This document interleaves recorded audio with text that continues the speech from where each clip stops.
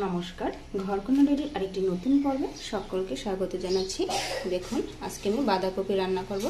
তা আদা বেটে নিয়েছি, আলু কেটে নিয়েছি, তেজপাতা, আর এদিকে বাঁধাকপি ভাপিয়ে নিয়েছি। তা আমার তেল গরম হয়ে গিয়েছে, আমি পাঁচফোড়ন দিয়ে দিচ্ছি। এবারে এই যে কেটে রাখা আলুটা দিয়ে দেবো। আলুটাকে একটু ভেজে নেব।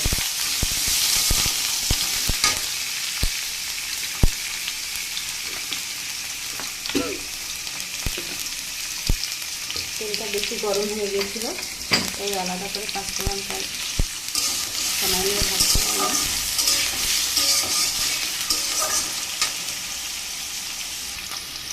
দেখুন, আদাটার রস চিপে কপির মধ্যে দিয়ে দিয়েছি। এখন এটাকে ভেজে নেব।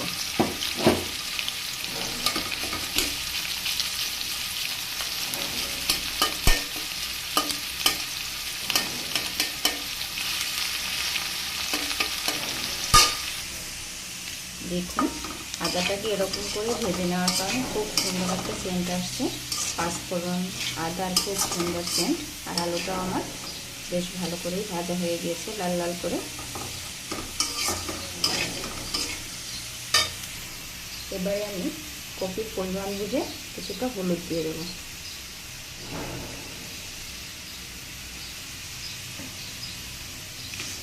এবার এটাকে নেড়ে চেড়ে মিশিয়ে নিয়ে এর মধ্যে আমি এই যে ভাপিয়ে রাখা কপি এটা দিয়ে দেবো।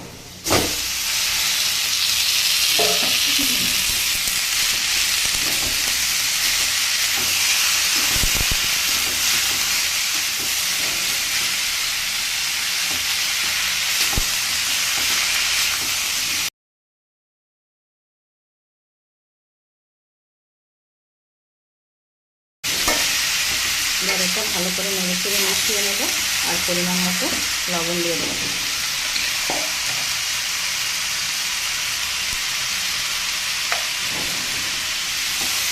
এখন কপিটা আমার সব কিছু দিয়ে আসছে, দুটো আস্ত লঙ্কা দিয়ে দেবো। এটা নেড়ে চেড়ে ভেজে নামিয়ে নেব। দেখুন, আমার বাঁধাকপি ভাজা কিন্তু হয়ে গিয়েছে, একদম মাখো মাখো হয়ে গিয়েছে। ভিডিওটি কেমন লাগলো অবশ্যই কমেন্ট করে জানাবেন। ভিডিওটি ভালো লাগলে চ্যানেলটি লাইক, সাবস্ক্রাইব, শেয়ার করে দিবেন। আর এইদিকে আমি ডাঁটা শাক সিদ্ধ করে নিয়েছি, এটাও তেলে দিয়ে ফোড়ন দিয়ে দেবো। আর এইদিকে আমার ভাত হয়ে গেছে, ভাত উঠিয়ে জল দেবো। তা আজকে এই পর্যন্তই, নমস্কার।